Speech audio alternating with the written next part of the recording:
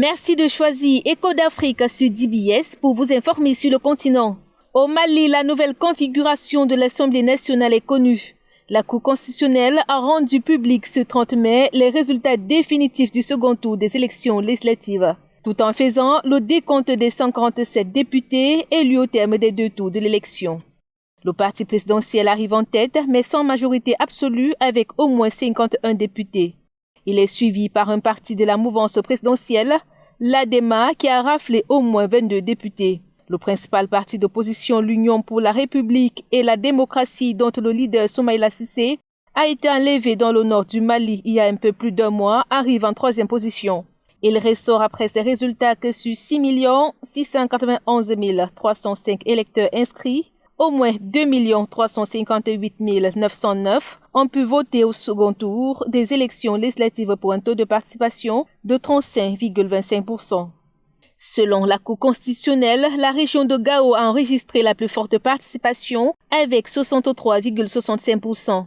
Bamako, avec 13,17%, enregistre la plus faible participation. Plusieurs partis qui avaient été donnés gagnants par les résultats du ministère de l'administration territoriale se sont vus retirer leur victoire après la proclamation de ces résultats définitifs, ce qui a provoqué des mouvements de contestation dans certains endroits du pays.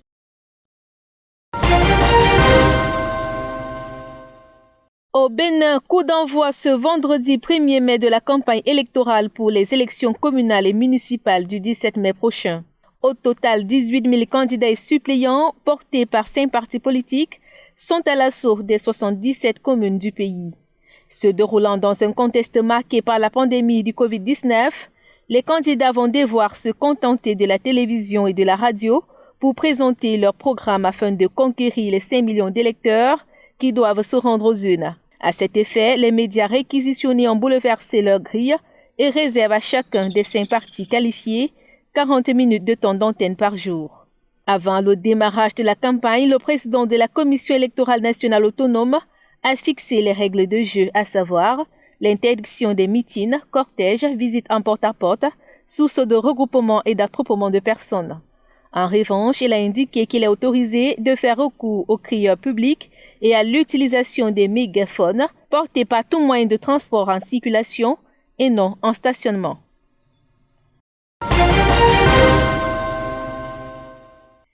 En Côte d'Ivoire, le PDCI, Parti démocratique de Côte d'Ivoire de l'ancien président Henri Konan Bédié, et le FPI, Front populaire ivoirien de l'ex-président Laurent Gbagbo, ont signé jeudi à Abidjan un accord politique. À 6 mois de la présidentielle, les 2 principaux partis d'opposition ont décidé de faire front commun dans l'optique, selon un communiqué rendu public, d'œuvrer de concert pour le retour de la paix, de la réconciliation et rendre transparent le processus électoral. Fin décembre 2019, les 2 poids lourds de la scène politique ivoirienne ont assuré qu'ils présenteront tous 2 des candidats à la présidentielle d'octobre 2020. Seulement, le chef d'État Laurent Gbagbo, âgé de 74 ans, est toujours en liberté conditionnelle en Belgique, dans l'attente de la décision de la Cour pénale internationale. Son avocat a demandé une libération sans condition de son client, émettant l'hypothèse qu'il puisse poser sa propre candidature. De son côté, l'ancien président Henri Konan Bédié, 85 ans, n'a pas jusqu'ici dévoilé sa candidature. Dans les camps d'en face, l'ancien président de l'Assemblée nationale, Guillaume Soro, condamné à 20 ans de prison mardi pour recel de détournement de deniers publics, s'est déjà déclaré candidat. Le premier ministre Amadou Gon Coulibaly, très proche du président Alassane Ouattara, a été désigné mi-mars candidat du parti présidentiel. La date butoir pour le dépôt des candidatures pour ce scrutin a été fixée à juillet 2020. Dans le reste de l'actualité, intéressons-nous à la pandémie du coronavirus. Rendue au 1er mai 2020, l'Afrique affiche un peu plus de 37 393 cas de contamination, 12 228 guérisons et malheureusement 1598 morts pour 53 pays touchés.